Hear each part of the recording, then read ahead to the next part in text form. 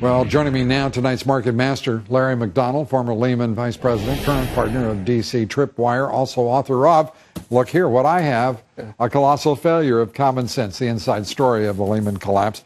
Larry, great to have you here. Thanks, Lou. Great to be here. This market is, if nothing else, it's treacherous, isn't it? Well, one of the great asset managers, David Tepper, once told me, he said, the market can climb the wall of worry, but when it has like a bunch of things at the same time, a bunch of critical events like the debt limit, like what's happening over in Italy, when it's facing too many things at once, the market just can't handle, and that's why we're seeing this incredible volatility. JP Morgan blows by earnings targets. Google thrills investors, and the street loves it. And what we're watching in after hours is amazing. I mean, come on, we're seeing some real things happen in this economy right now. We saw better than we expected on jobless claims. We are seeing retail do better than was expected.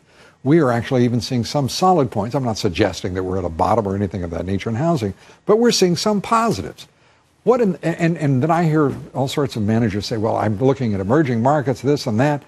Why isn't there a premium right now, a real security premium in the U.S. markets? Well, I think if they settle the debt limit crisis in the next week, you could see the market go up 150 points. I literally think the debt limit. That's pretty good debacle, on the S&P. Well, yeah, that would be a nice, at least 15 handles on the S&P and 150 on the Dow. But essentially, they're playing this toxic political game. I think the Republicans are trying to force the president into a short-term settlement so that the debt limit resurfaces before the election. It almost has to. I don't think that.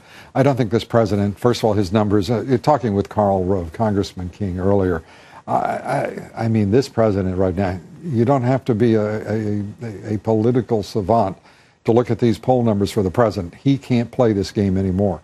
He's down against a generic Republican. He's beaten by 8 points, and his numbers don't even rise to 40%. They are playing with fire. I mean, I was a trader at Lehman Brothers. I was on the deck of the Titanic as we hit at Lehman Brothers the greatest subprime iceberg the world has ever seen, and it created. Why didn't you know that? Because Standard & Poor's and Moody's certainly were warning you, weren't they? Well, that's the thing. That's the thing I wanted to get at.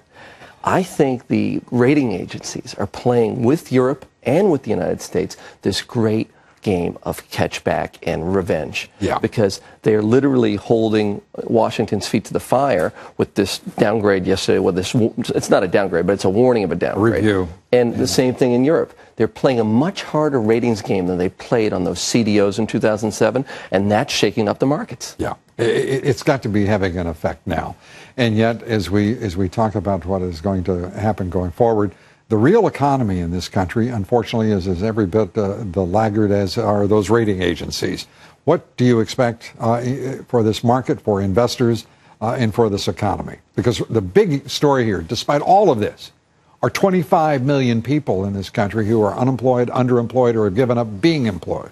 Yeah, we've only earned back about 350,000 jobs relative to the millions that we lost in the last year.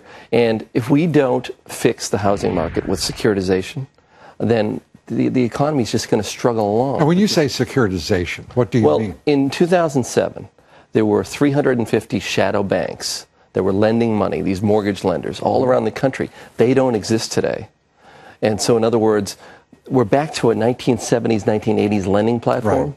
And that's why we haven't earned back all these jobs. That's why most economic recoveries, by now, you've earned back millions of jobs. Are those jobs still there attendant to and involved in directly the housing market? Or are they gone forever? Well, the point is that when someone buys a house, Lou, there's bricks, there's appliances, and literally a $300,000 house creates lots of jobs. So that's why lending platform and getting back some type of securitization. We're back securitization. We're back to one security that we have to have, and that is the security of employment in this country, so there can be real prosperity.